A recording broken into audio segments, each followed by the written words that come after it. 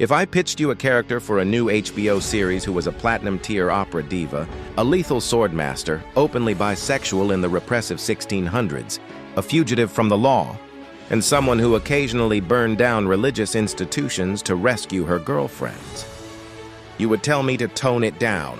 You'd say it's too much. It's unrealistic. Well, history is weirder than fiction, because that person actually existed. Welcome to 17th century France, the era of the Sun King, powdered wigs, ridiculous rules of etiquette, and a woman who took a look at those rules and absolutely torched them.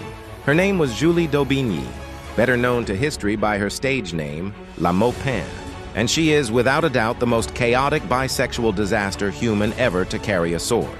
Pour moi 52, Julie's life started weirdly.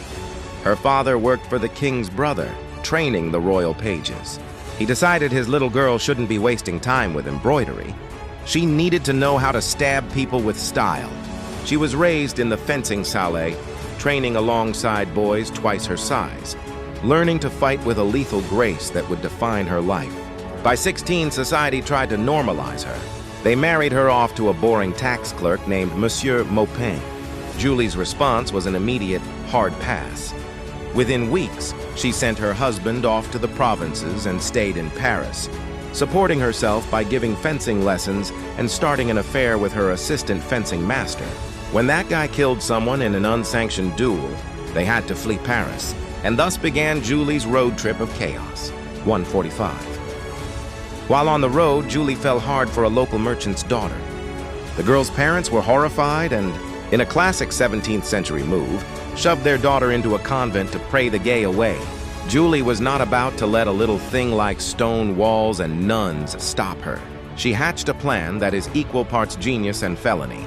Julie joined the convent as a novice to get inside. She waited until an elderly nun died, stole the body, placed it in her girlfriend's bed, and then set the room on fire to cover their escape. So, yes, nun burner is technically on her resume. It was arson, grave robbing, and kidnapping all before breakfast. They escaped, though the relationship fizzled out after a few months because Julie got bored.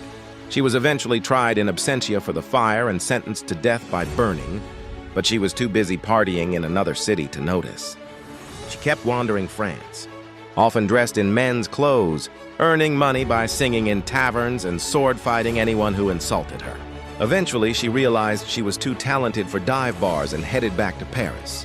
The Paris Opera hired her immediately. She was a sensation. She had a beautiful contralto voice, zero stage fright, and a reputation that filled seats. But being a diva didn't stop the dueling. The most legendary story happened at a Royal Society ball. Julie arrived in men's clothes and started aggressively flirting with a beautiful noblewoman. 3 different noblemen got offended by this. Julie, annoyed by the interruption, invited all 3 of them outside into the garden. She fought them sequentially. Bam, bam, bam. She beat all 3 one after another, then dusted off her breeches and went back inside to finish her dance.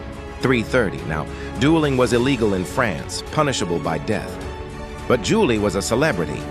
When the king heard about the 3-on-1 fight in the garden, he laughed and pardoned her, essentially deciding that the laws of men didn't apply to whatever force of nature Julie was.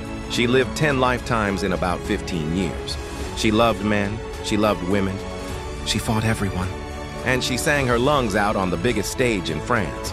By her early 30s, perhaps exhausted by her own adrenaline, she retired to a convent, ironically,